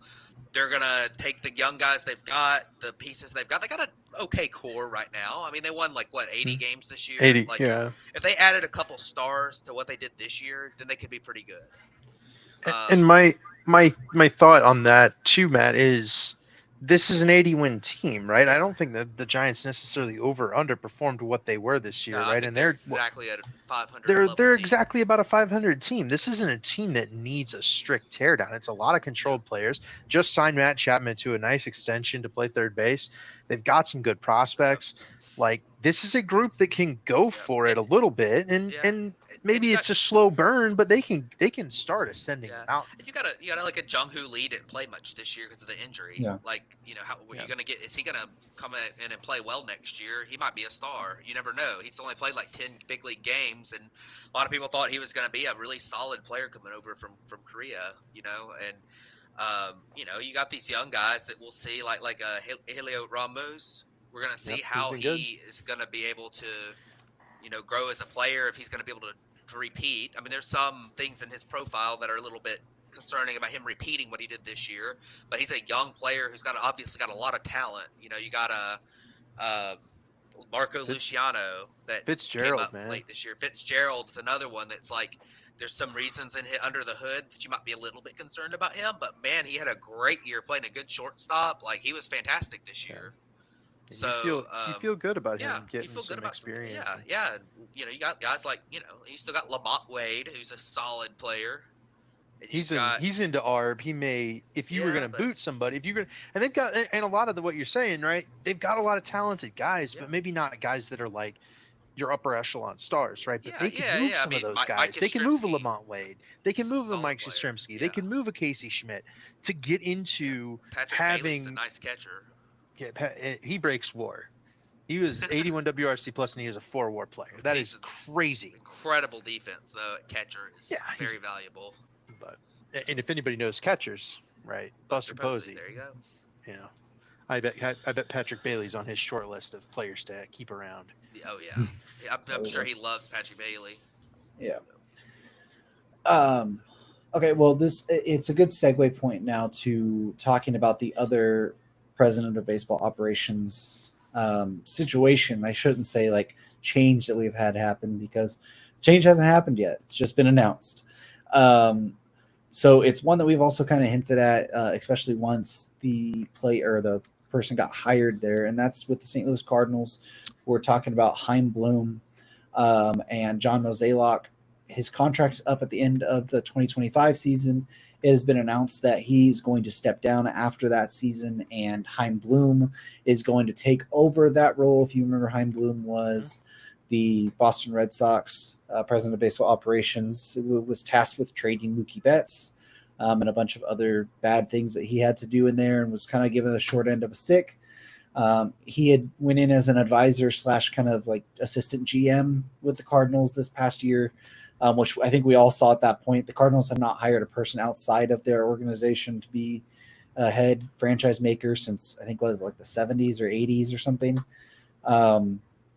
So that was announced this week. Chaim is supposed to step into more of a upfront role this year with Mozeliak, making a lot more of the decisions as well, as far as also bringing in some of his guys ahead of next season. But something we kind of all saw coming, but and we've already had the inkling that the Cardinals might start the rebuild this year with trading high-profile free agents. If you listen to any of the Cardinals beat reporters, especially someone like Katie Wu, who is one of the best reporters for teams out there, she's talked about, hey, any high-priced veteran is on the board to get traded.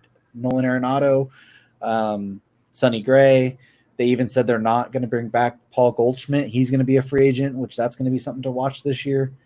So, David, what do you think about Chaim taking over for Mozeliak next year? And then what do you think it's going to look like this year, especially if we can take anything from his, like, AKA rebuild of the Red Sox from that, that 2018-ish era?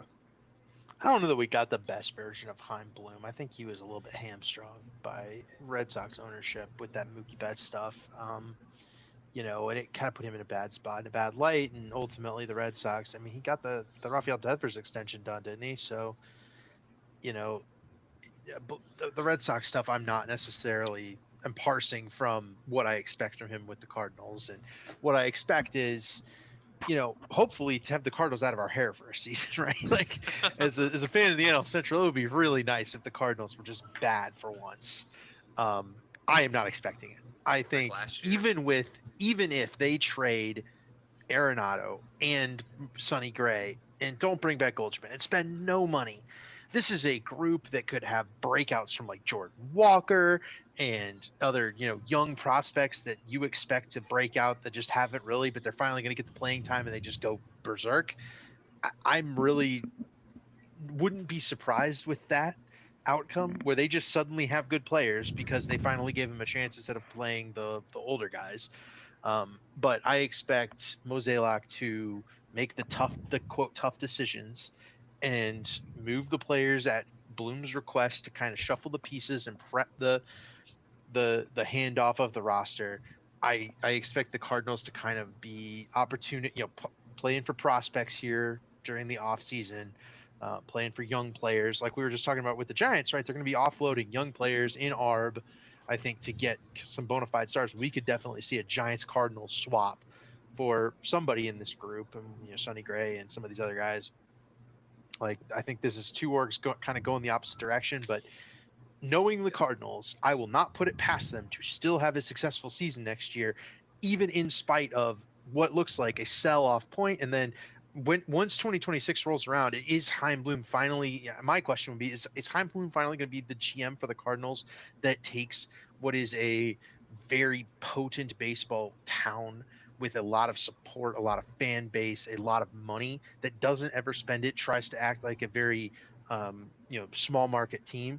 Is he going to be the one that finally starts to put some resources to that group? Because this is a group that's won a ton of World Series. They're very, very competent over there. And we talk about the devil magic and all this stuff. Somebody's going to finally strike gold here with the Cardinals group. And it very well could be Chaim Bloom. And I could very well be very concerned as a Cubs fan that they're finally going to click on something and start to get back to that level of domination that we've seen from them before. Yeah, David, I like a lot of what you said there at the end with all the talk about the Cardinals and just this type of franchise they've been.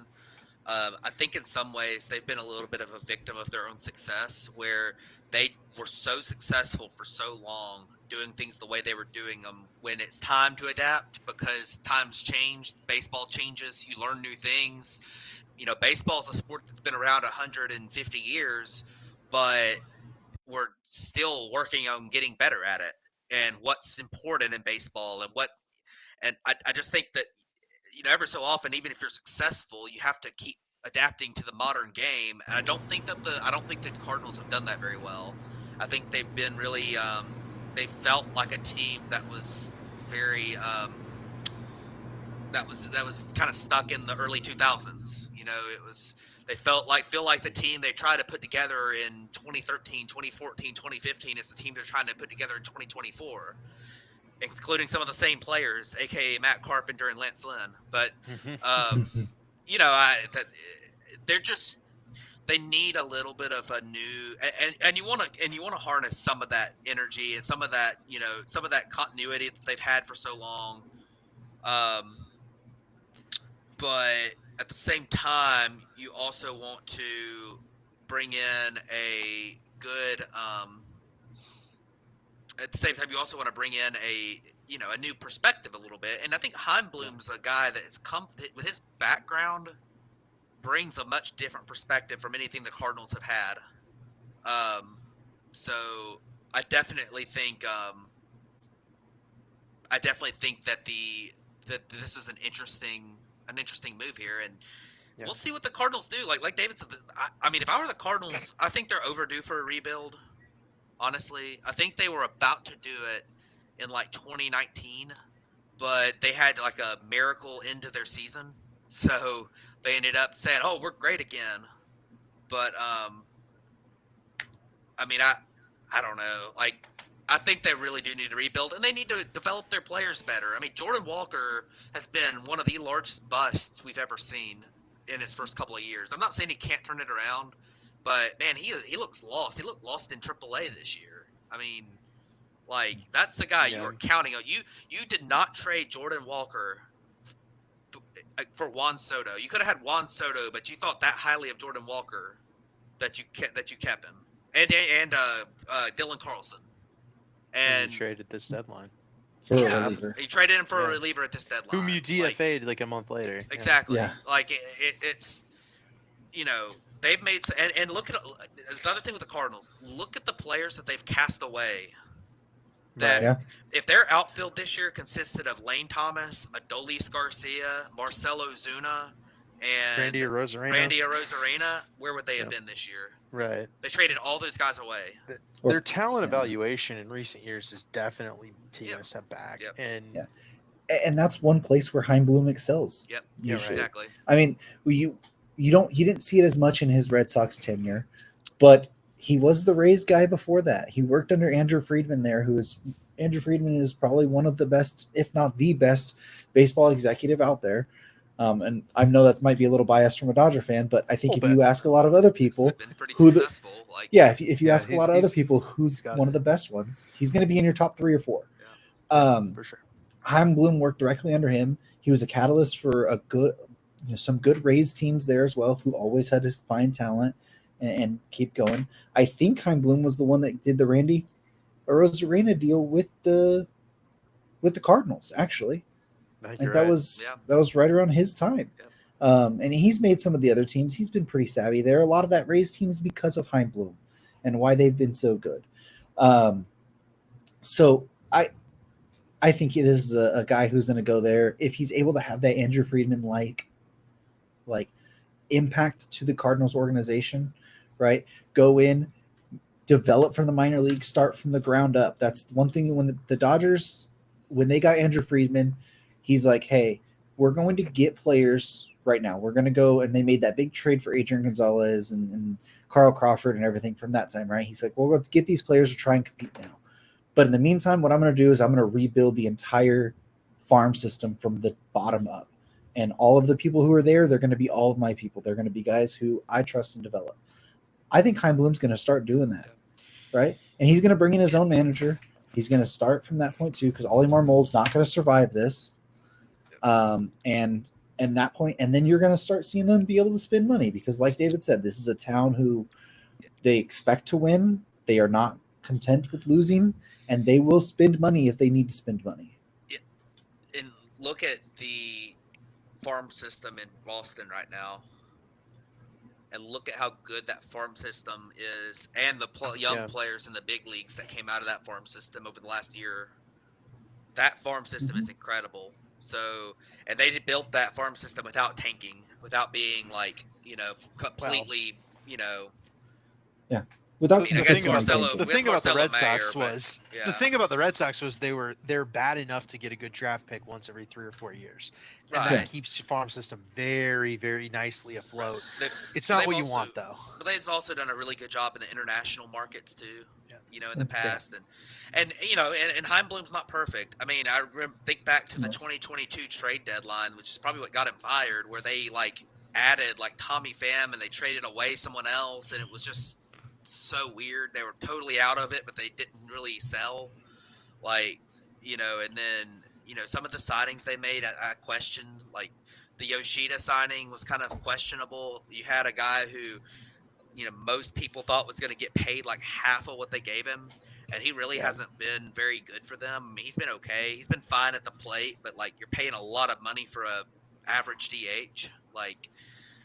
It's it's not play ball. Yeah, it's not great if you're if you're with a couple of those signings. But I mean, you built the farm system, and sometimes signings are just random. Sometimes it just works out or it doesn't. You might have done the good evaluation of it. You might have there's a little bit of luck involved in that too. It's not every one of them's going to work, and then you're going to make some that were really dumb signings that end up working out. So, it is what it is. But I think Chaim Bloom's pretty qualified, and he'll do a good job. Yeah. I think that pretty much is all the stuff that we had to talk about. One other thing we wanted to mention, which we haven't got a lot more information on it. It was kind of really just a report. So it's something to watch and monitor, but it's that Buck Showalter has been angling to try and get the Chicago White Sox managing job, which is just the most Jerry Reinsdorf Chicago White Sox move of all time.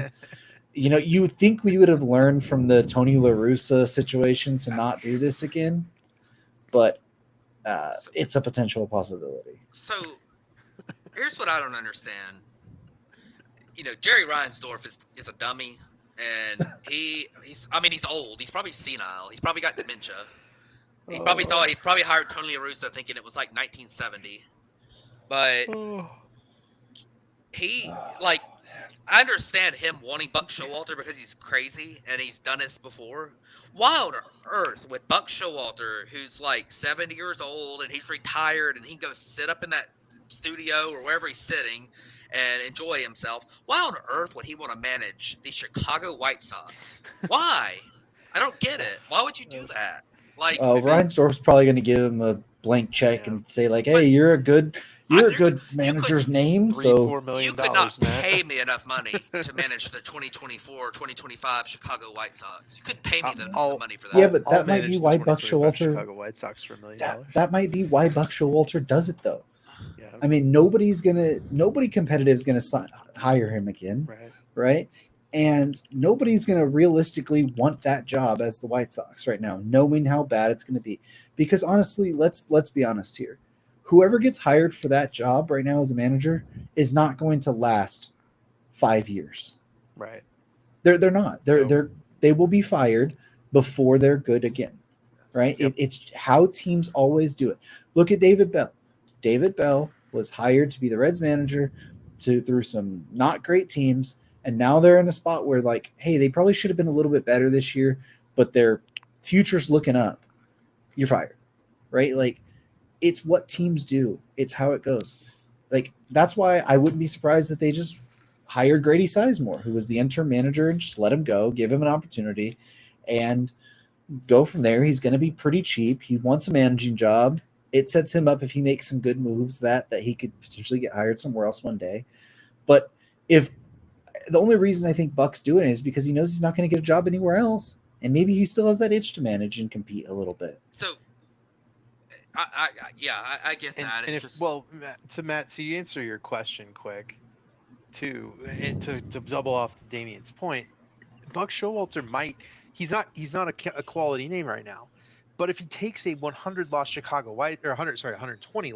White Sox team and turns them into a 90 loss Chicago White Sox team, he can point to that next year during job interviews and say, hey, look how much better we were with me.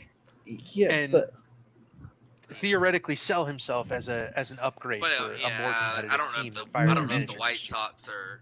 I don't think anyone's going to be hiring Buck Showalter. Yeah, I was going to say. I mean, They shouldn't be. He's old, but maybe that's part of his issue.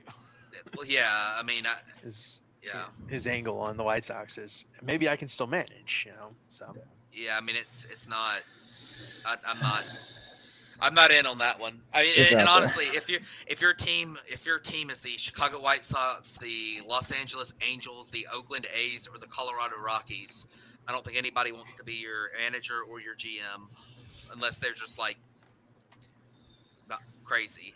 I mean, that's why they're hiring candidates that were getting no other job offers, that just wanted to manage. And I mean, I don't know, Buck Showalter, I don't understand the White Sox, especially as a manager. Now, GM, there's some things to be said about the market they're in and the ability to just start things totally from scratch.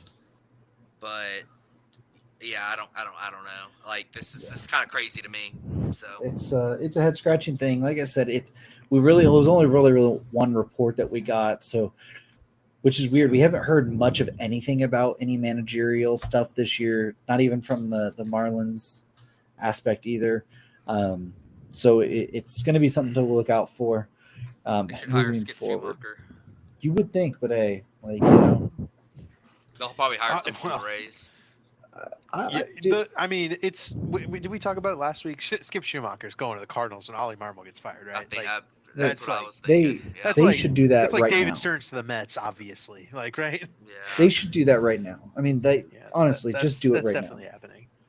Like, we all know that Ollie Marmol is probably not going to survive it anyways, especially if you're selling off high-level veterans, or that, whatever. Like, just go do it now. But the problem is, I think Skip Schumacher doesn't want to go through a rebuild.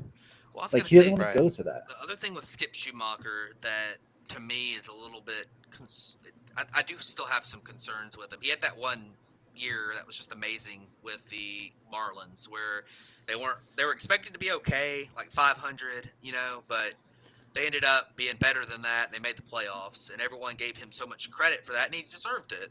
But this year, there were a lot of clubhouse problems with that team, and it was at the beginning of the year where that team wasn't necessarily – they had a disappointing offseason, but it's not like that team was predicted to lose 100-and-something games this year. I mean, we thought their pitching was going to be fine and their offense was okay. Like, that's not a team we thought was going to lose 100 games this year, but they were a disaster from day one this year, and a lot of it was, like, just they never – it seemed like there was a lot of chemistry issues with that team. And you wonder if teams are going to, and I'm not saying that Schumacher was to blame for that, but there's a lot of reasons to believe that that might give teams some hesitancy with him, especially if you're talking about firing your current manager in order to go after Schumacher, who is, who's kind of in the way the Cubs did David Ross last year. Like, if you've got a team like maybe the Cardinals, where you're not sure about your manager and Ollie Marmol, and it's kind of late. They haven't fired him yet, and the season's been over a week. So you would think that if they were going to fire him, they would fire him unless something came available that they liked better. So it's obviously not just obvious they're going to fire him. So they're not going to fire him this year. They're going to fire him after this next season when he does bad, because Arlen Marmol's bad. Yeah. But the problem is first off, the Marlins team had bad levels of injuries, especially to that pitching staff. I mean, Sandy missed all year. Jesus Luzardo basically missed all year. Braxton Garrett basically missed all year. Yuri Perez did miss all year. Like, that was their entire starting rotation right there too, right? And until they moved also, AJ Puck over. well, and that too, but part of the whole reason that this all happened is because they let Skip Schumacher go into this year basically knowing he wasn't going to be back. Like, they weren't willing to commit to him. He wasn't willing to commit to them. And when he asked, because there was a thing, he asked last offseason to be let go of his job so he can go look for other managing jobs last year. They told him no. But then he's like, well, then I want an extension. And they said no. And then they wouldn't commit to the team. And then they sold at the deadline. And they sold all of their bullpen. They sold early, too. They sold Luis Arias in, like, May. Yep. Well, yeah, and then they sold their entire bullpen at the deadline, basically. They were out of it in May. I mean, they were already right. Like, I mean, 15 it started off 500 bad. or well, something. yeah, I mean, we knew they were going to be out of it, but the thing is like looking at, well, they're a 100-loss team. It's like, well, yeah, because all of this happened, and it's like the clubhouse issues led because everything stemmed from the leadership as well. Yeah. We knew Schumacher wasn't happy there anymore because they wouldn't commit one way or the other, and they wouldn't allow him to go to other opportunities. Like, I think Schumacher is a great manager. I think he's going to get an opportunity somewhere, and I think he'll be successful somewhere else. Yeah. But the Marlins are just incompetent, and Peter Bendix wants his own person. Yeah. Well, in all likelihood, you're right. I just I do think there's going to be teams that are hesitant about it more than I think people realize. I don't think you're wrong, and I agree with you. I just think teams will be a little bit hesitant. Teams are always hesitant. They're always skeptical. And I think that might be the case here, but we'll see. I mean, I'm sure he will get a job if there's anything come open. Like, he'll be one of the leading candidates for every job out there. And I think he's going to be picky. Like, I think if the White Sox could get him, they'd go get him today. But I don't. Yeah, think I don't can. think he would. Like, I think he takes a year off. Yeah. The only job I thought he would take would be the Reds. That was actually open Reds. At the moment. Yeah, Cardinals if they come open. Like, Hey, and watch the postseason teams. I'm telling you, watch the Yankees. If they lose to the Royals in this all-in year, what are they going to do? I mean, are they see a guy out there who's been very successful? Are they going to fire Boone? I mean, that would shock me. And it's. Boone has been really good. I think he's well. I don't disagree with you. We've had this discussion, but you got to remember, this is the Yankees, and they're impatient assholes. Like, that's what they are. We would see three. We would see three teams, no less than three teams, like interview Boone the day he got fired. I agree. I would argue the reports would be out immediately. That teams would be like. I would argue the opposite side, Matt, because they've kept Brian Cashman around this long. Well, he should have been fired like 5 years ago. That's what I'm saying. So I don't think that they are like Cashman impatient. Is a lot more dangerous for the Yankees than Boone. Yeah, but what I'm saying is I don't think the Yankees are as impatient assholes as we want to think they are. They've kept guys who probably should have been fired around a lot longer than they probably should have. But anyways, I think that's going to wrap it up. We don't really have much else to talk about. I know this game's in the top of the sixth here with the Royals leading 4-1, but I have to get off and go do some other stuff. Yeah, got to call it. It's a weeknight and it's late. And I'm hungry. Yeah. So am I. So it's something to watch out for, though. We're in the middle of the sixth here with the Royals leading 4-1 over the Yankees. So be on the lookout. Watch the rest of this game. If you're listening on the podcast side, you already know. Unassisted double play. Yep. Yep. And I will not be back for a while. Matt will not be here because he sucks. No, it's because my parents decided to schedule a trip to Europe in the middle of the MLB postseason. So you could have said no. I couldn't say no if my parents were going to pay for me to go to Europe. Batflip podcast is more important. No for that. I don't say no to that. I'm just kidding. You don't say no to that. No, that's why we got three hosts. We'll see you guys. Me and Damien will see you guys next week. Yep. It'll be David and I going forward for a little bit, but we'll figure all that out and see you guys then. Yep. See ya.